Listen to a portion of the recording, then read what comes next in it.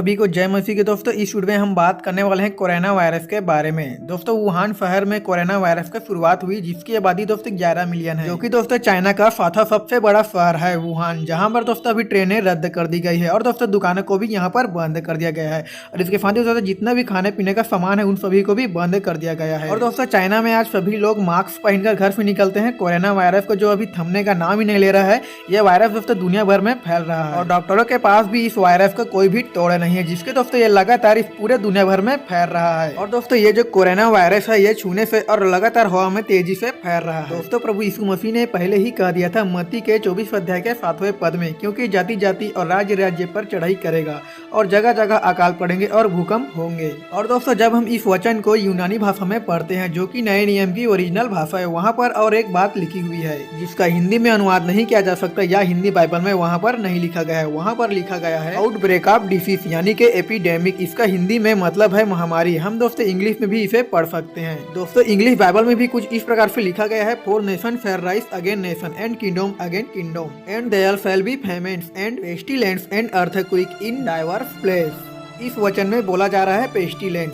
Pestilence वही शब्द है जो पुराने नियम में यहोवा परमेश्वर ने मिस्रियों और फिरौन के ऊपर जब 10 प्रकार के महामारियों को भेजी थी, उस समय दोस्तों वही शब्द पेस्टिलेंस का पुराना नियम में प्रयोग किया गया था। इसका मतलब है कि दोस्तों बाइबल बात करती है कि अंत के समय में बहुत सारी महामारियां होंगी, जैसे कि कोरोना वायरस। दोस्तों कोरोना वायरस की शुरुआत चीन के वुहान शहर में हुआ था, जो कि दोस्तों बहुत ही तेजी से वहाँ पर फैल रहा है और इसके साथ ही दोस्तों पूरे दुनिया भर में भी इस वायरस का बहुत ही तेजी से फैलता जा रहा है। और दोस्तों कोरोना वायरस की शुरुआत सांप और चमगादड़ से हुई है। वैज्ञानिक और डॉक्टर ने जब मिलकर मरीजों की इलाज किया, तब दोस्तों उन्होंने उनके ब्लड सैंपल में पाया 96% वायरस मरीजों में है, जो कि 96% वायरस चमगादड़ में से आया है। दोस्तों इसके पहले हम जानेंगे कि सन 2013 और सन 2016 में अपोलो वायरस अफ्रीका में फैला था, जिससे दोस्तों 11,000 लोग मर गए थे। और दोस्तों ये जो वायरस है ये भी चमगादड़ के द्वारा ही फैला था। दोस्तों साधारण रूप से तो ये जो वायरस है ये इंसान के अंदर नहीं आता, लेकिन दोस्तों जब हम चमगादड़ और सांप जैसी चीजों को खा लेते हैं तब दोस्तों ये जो वायरस है जरूर फैलेगा। और इसी प्रकार से दोस्तों ये जो कोरोना वायरस है ये चाइनीज लोगों के अंदर आ गया और बड़ी तेजी से दोस्तों ये जो वायरस है फैलता जा रहा है। दोस्तों परमेश्वर ने इसके बारे में पहले ही कह दिया था। जब हम दोस्तों पढ़ेंगे लेवी व्यवस्था के 11 अध्याय के और दोस्तों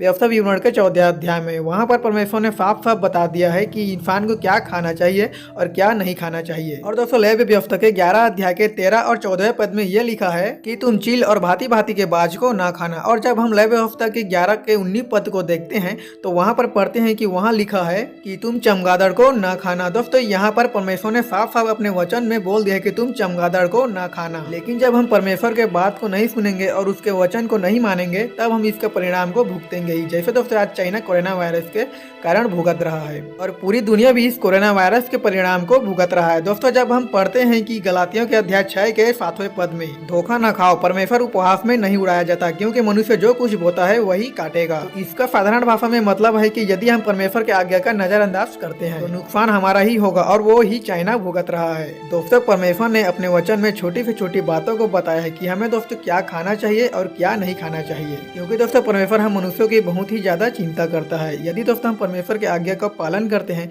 तब हमें आशीष मिलती है, और यदि हम उसका उल्लंघन करते हैं तब हमारे सामने एक समस्या खड़ी हो जाती है। तो आप देखिए, आपको अपने जीवन में आशीष चाहिए या समस्या चाहिए, प्रभु के वचन को मजाक में ना लें। और दोस्तों चाइनीज लोगों ने परमेश्वर के वचन के विरुद्ध कार्य किया, इसलिए दोस्तों वे आज कोरोना वायरस के परिणाम को भुगत रहे हैं। तो दोस्तों यह था हमारा आज का वीडियो। तो दोस्तों उम्मीद करता हूँ ये वीडियो आपको पसंद आया है। पसंद आया तो दोस्तों वीडियो को लाइक करना और चैनल का सब्सक्राइब करना।